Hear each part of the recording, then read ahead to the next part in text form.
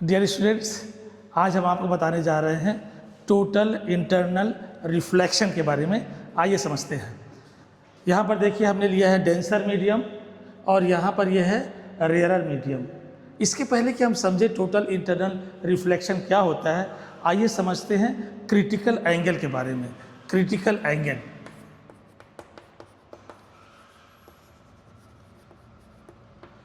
Critical angle क्या होता है?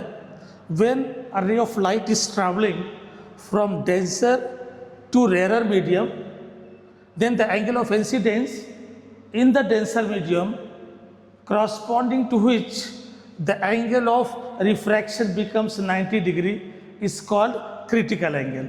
It means I am making here, बना रहा हूँ, देखिए डायग्राम। यहाँ पर क्या है, ये हमने लिया, ये एंगल ऑफ इंसिडेंस हो गया, एंगल ऑफ इंसिडेंस, और जो रे यहाँ से निकलेगी इसके बिल्कुल इंटरफेस से लगी हुई निकलेगी, जिससे कि ये आर जो होता है 90 डिग्री हो जाता है। तो इस एंगल को हम क्रिटिकल एंगल कहते हैं। किस वाले को? ये एंगल जो डेंसर मीडियम में बनता है उसको बोलते हैं क्रिटिकल एंगल। इस एंगल को क्या बोलते हैं?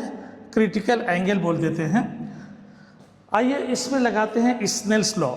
Bye Snell's law what is happening, क्या हो रहा है देखिए। बाय स्नेल्स लॉ कहाँ से कहाँ जा रहा है ray? Denser to rarer medium.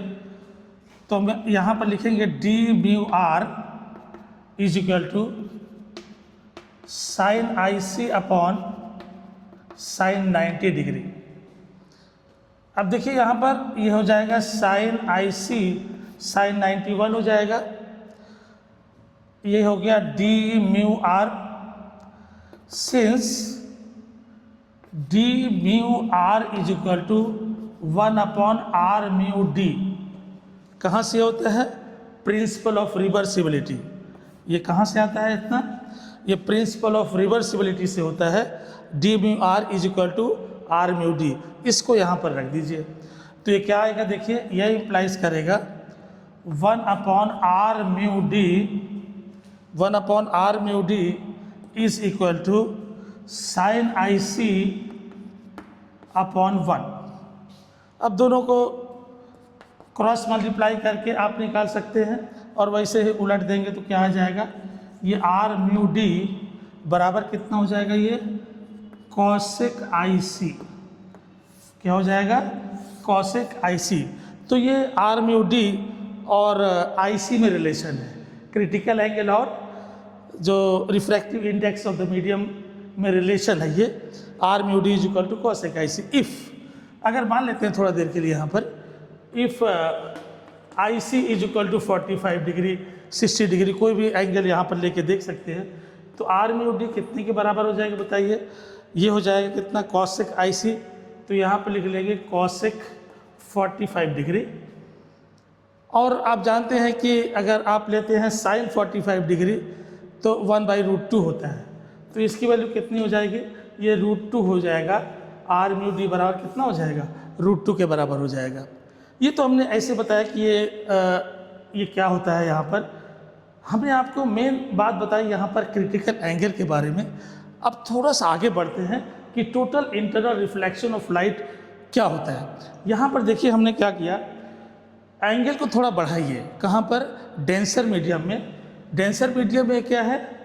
ये एंगल ऑफ इंसिडेंस है, क्रिटिकल एंगल है ये।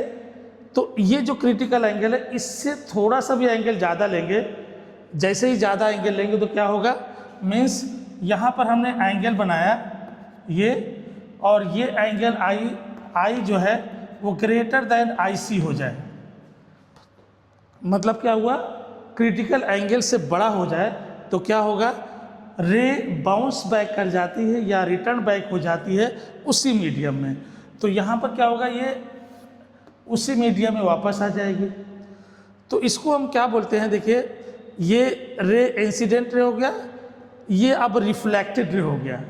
तो इसी को क्या कहते हैं, if the ray of light is travelling from denser to rare medium and the angle of incidence is greater than the critical angle, then the reflected ray returned back in the same medium.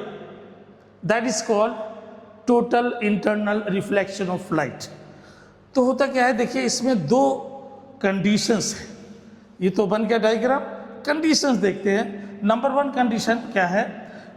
Number one condition ये है कि the angle of incidence in the denser medium must be greater than the critical angle.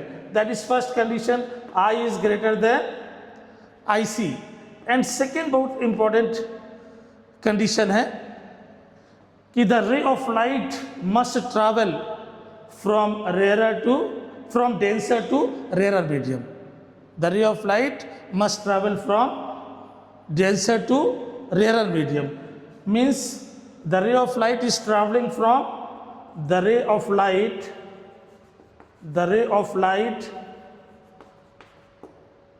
is traveling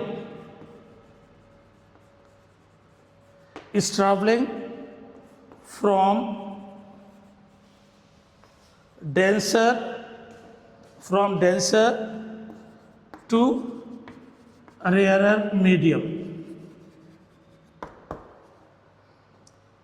This is all about total internal reflection. Thank you.